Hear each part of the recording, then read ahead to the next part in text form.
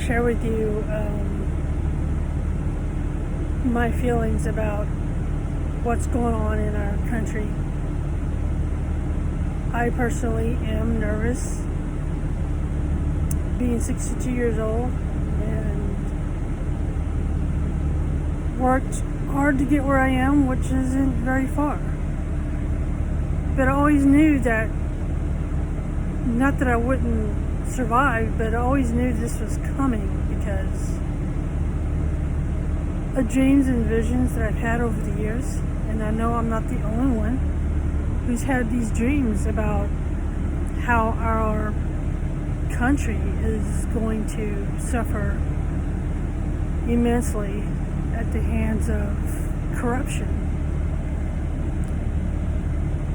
The unique thing is that there's always a way out of situations like this if we come together. But there's so much diversity, hatred, and the idea that the other person is the fault of what's going on in our communities, our states, our nation. But the bottom line of it is, it's all our fault. The signs and symptoms were there, and either we didn't know how to deal with it, or we didn't want to deal with it, or we couldn't seem to find time to deal with it. And now our descendants, my own grandchildren, are going to be facing a life that could be far worse than what you and I are seeing at this moment. But there are levels of situations that are taking place that you and I, we're hearing about it on the media, but we're not there seeing it. We're not there witnessing it. But we can feel the vibration, the negative vibration of what's going on. The Lord God did not give us these senses for us to ignore the realities around us. The Bible gives us a way out. And if we don't use this way out, we're going to end up, unfortunately, just another Holocaust waiting to happen.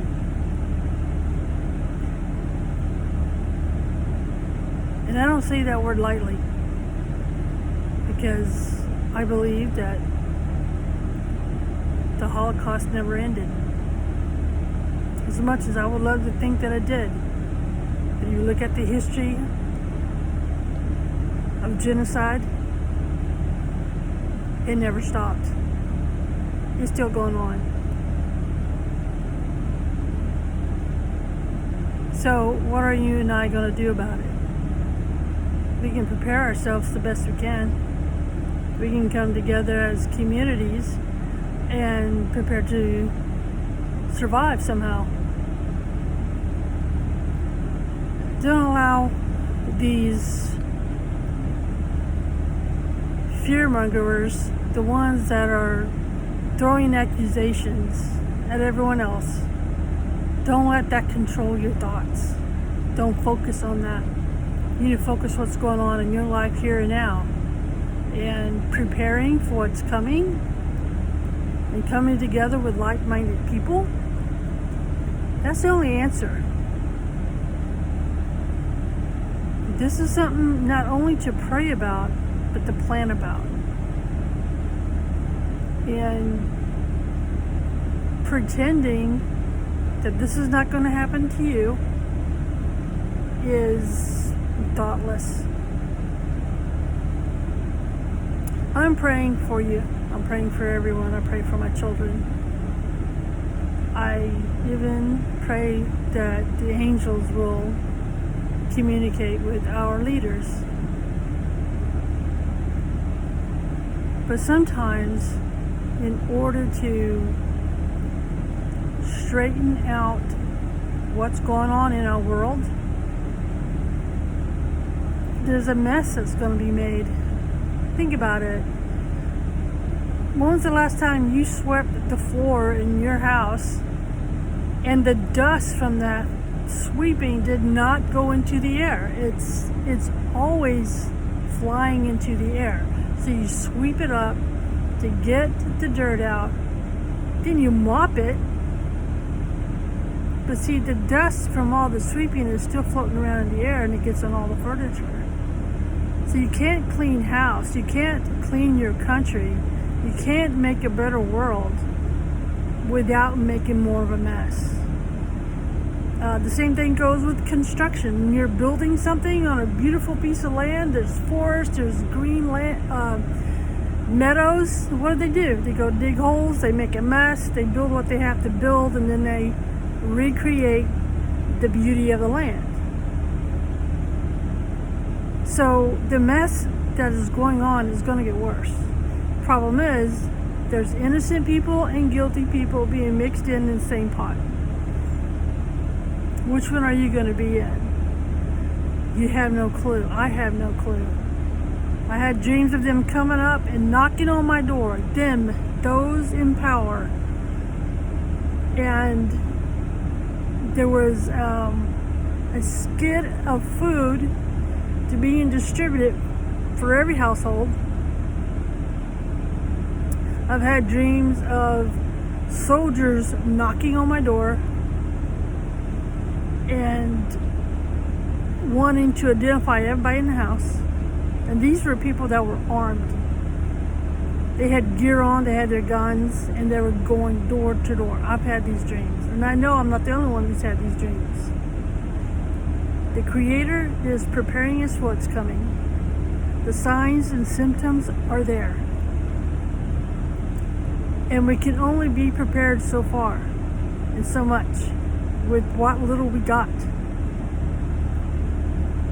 But that doesn't mean that we need to get violent with our neighbors. Doesn't mean we have to drive crazy on the highway, create incidences where innocent people don't go home that day.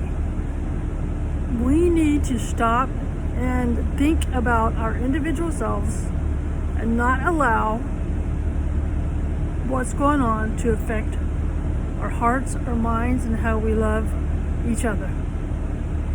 If you have problems with your children, start looking inward. Are you causing it? Is your school causing it? Analyze yourself. And if you are not fitting a godlike program in your life, then this is on you. But you have the power to change it.